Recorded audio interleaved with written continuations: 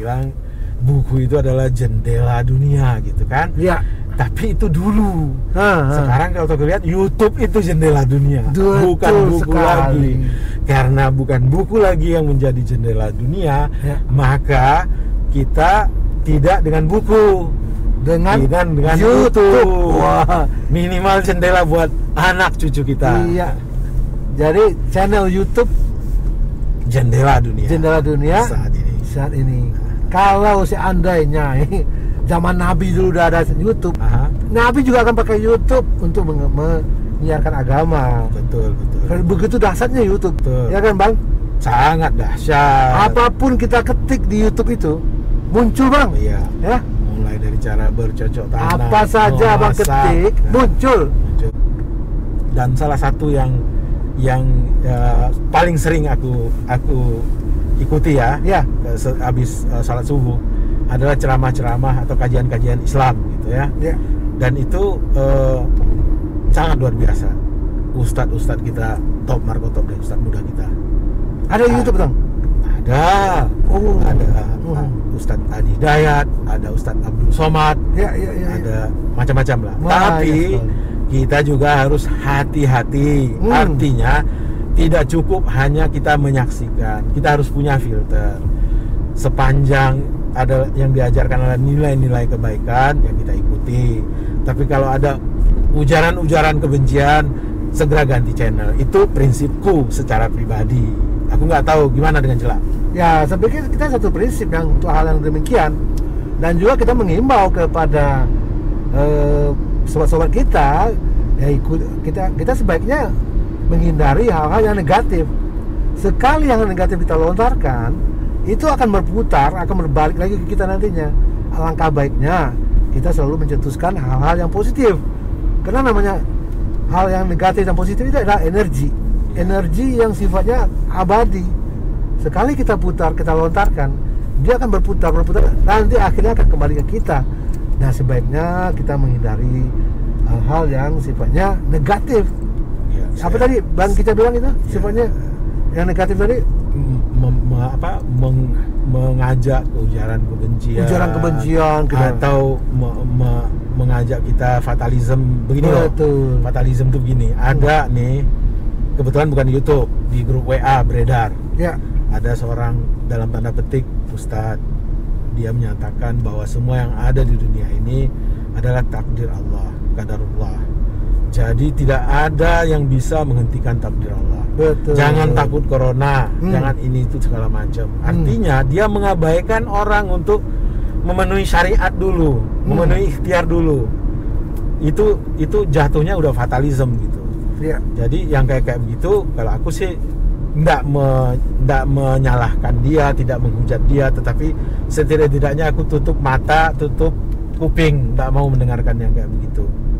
Ya artinya bukan kebenaran yang dikeluarkan menurut versiku gitu. Tetap aja kita harus ada ikhtiar.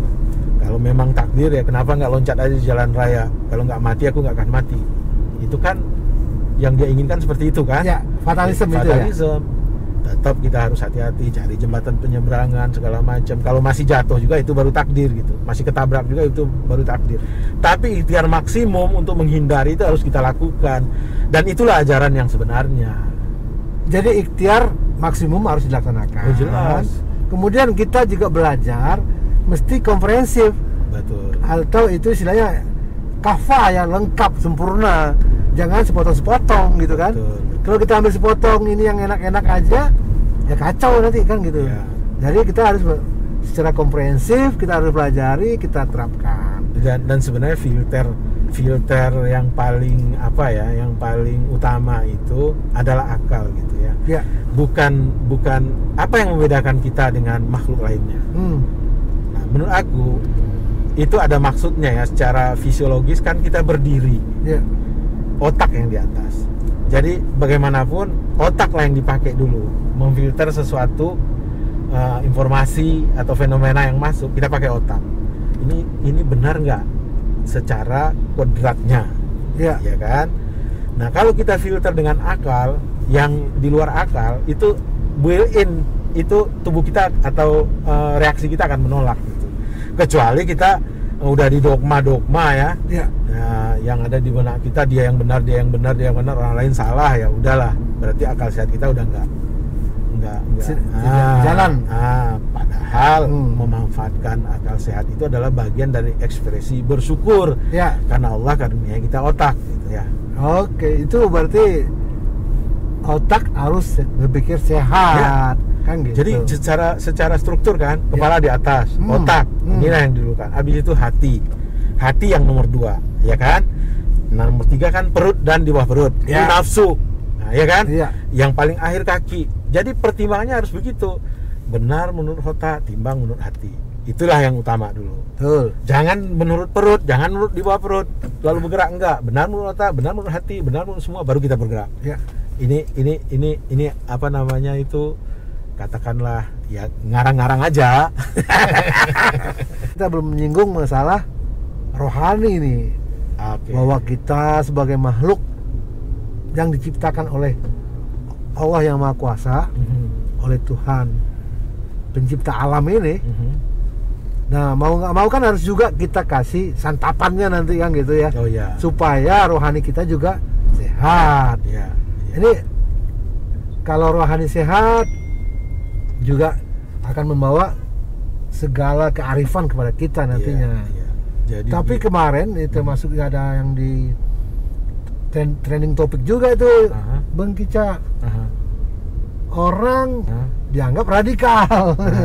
Ya itu kita juga nggak tahu siapa yang menyampaikan seperti itu. Tapi kan itu benar dengar nggak di trending topik? Nah ini. Jadi begini, kalau menurut aku ya, aku nih ya sama lah kita ya. Kadang suka iri gitu. Kita kan punya anak ya. Bagaimana girah mereka belajar agama segala macam ya. Ya yang jelas aku jujur ya sama anak aku, mungkin dalam tanda petik pemahaman mereka akan agama, girah mereka untuk belajar nilai-nilai agama itu melebihi aku, ya kan.